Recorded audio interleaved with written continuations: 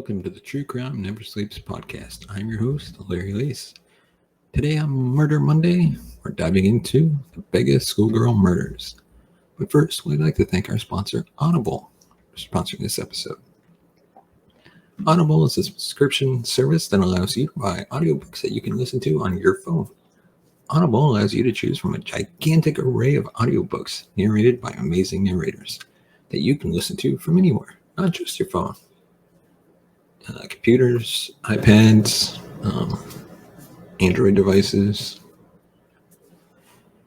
Right now I'm listening to The Dead Zone by Stephen King, narrated by Oscar-winning actor James Franco. It's the chilling story of a high school teacher who falls into a coma and wakes up with psychic abilities. In all seriousness, audiobooks are great for when you're alone. Now, answer this question. Do you want a free audiobook with no purchase necessary? Then go to audibletrial.com/Larry21 and you can get a free audiobook of your choice. And now, without further ado, let's dive into today's episode. A weekend camping trip gone wrong. The Bega Schoolgirl Murders. The popular camping grounds were considered safe, but is anywhere truly safe? In October of 1997, two schoolgirls were brutally killed less than 2 miles from home. Their murders remain two of the most notorious in Australia to this day. This is the horrifying story of how a weekend camping trip in a safe area ended in terrible fate for Lauren Berry and Nichole Collins. On Labor Day weekend in 1997, 14-year-old Lauren Berry and 16-year-old Nichole Collins decided to spend the weekend at White Rock, near the Bega in Australia. Not only was it a holiday weekend, thus giving the girls more time to spend at the campsite that was less than 2 miles from Nichole's home, it was also Lauren's 15th birthday weekend. To celebrate, Nichole's father set up their campsite for Nichole and her best friend. The girls promised to check in and go back to Nichole's house for food and showers each day. No one was concerned about the teenagers being at the campsite alone, as the area was considered safe by many parents and it was so close to Nichole's home. Unfortunately, that close proximity to Nichole's house didn't protect them. On October 5th, after 9 p.m., the teenagers walked from the campsite towards a nearby party. Sadly, they never reached that party. A Ford Telstar with two men in their 20s offered the girl a ride to the nearby party. Once they got inside of the car with 28-year-old Leslie Kamullery, apologies for saying their name wrong, and 23-year-old Lindsay Beckett, the men held them at knife point and told them that if they complied and did what they said, they would be returned safely later. The next 12 hours were horror-filled for the two teenagers. They were brought to multiple locations as the men drove all around the area and repeatedly raped them at the locations and inside the vehicle, oftentimes as one of the men drove. When the two girls asked if they would be murdered, apparently Leslie assured them they would still be released, all while muttering to Lindsay that they can't go back. The following morning, at around 8 a.m., Leslie and Lindsay brought the two girls to Fiddler's Green Creek. Per Leslie's instructions, the teenagers were bound and forced to walk deep into the wilderness near the creek. Once far enough away from civilization, Leslie forced the girls to take off their clothes and wash themselves in the creek to remove any evidence from the rapes. Leslie then ordered Lindsay to murder the two girls. When he refused, not wanting to kill them both as it was unfair, Leslie threatened him at knife point until the other man complied.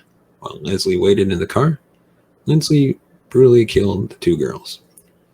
The court would later hear about how Lindsay had tried to drown Lauren Berry in the stream, and when he failed, he angrily slashed her throat, also cutting his thumb in the process, leaving behind more DNA evidence of the crime. Nichole's murder was far more brutal. After listening to her friend die, she allegedly asked Lindsay, "You're going to kill me, aren't you?" In response, he slashed her throat. When she didn't immediately die and tried to scream for help, he brutally stabbed her in the neck and chest. When she still struggled, he confessed to kicking her in the head repeatedly. Once both girls were dead, Lindsay returned to Leslie, and the two men attempted to dispose of their bloody clothes and any evidence. They went as far as to deep clean the Ford Telstar and a car wash. However, there was one piece of evidence from a different crime that turned police eyes to them.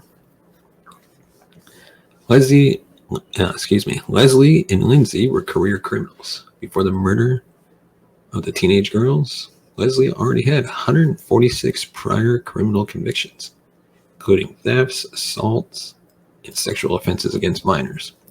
Lindsay and Leslie would often work together to steal cars and had known each other for about 2 years before the murder of the two girls. It was one such stolen car that led the police to the two men.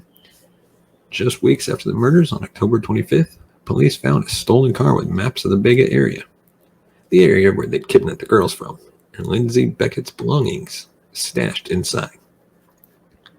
On October 27th, they arrested Lindsay for the car theft. On October 28th, they arrested Leslie as well. Originally, the two men denied any connection with the disappearance of Lauren Berry and Nichole Collins. However, after multiple interrogations, Lindsay finally caved to police pressure. He confessed to the murders and led police to the two bodies in Fiddler's Green Creek. The two men were quickly charged with abduction, assault, and murder.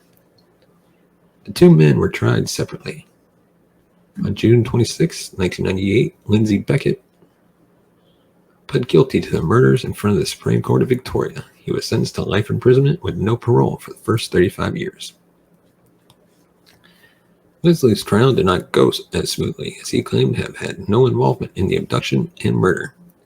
On February 15, 1999, Leslie's trial began. There was a total of 70 witnesses, including Lindsay Beckett.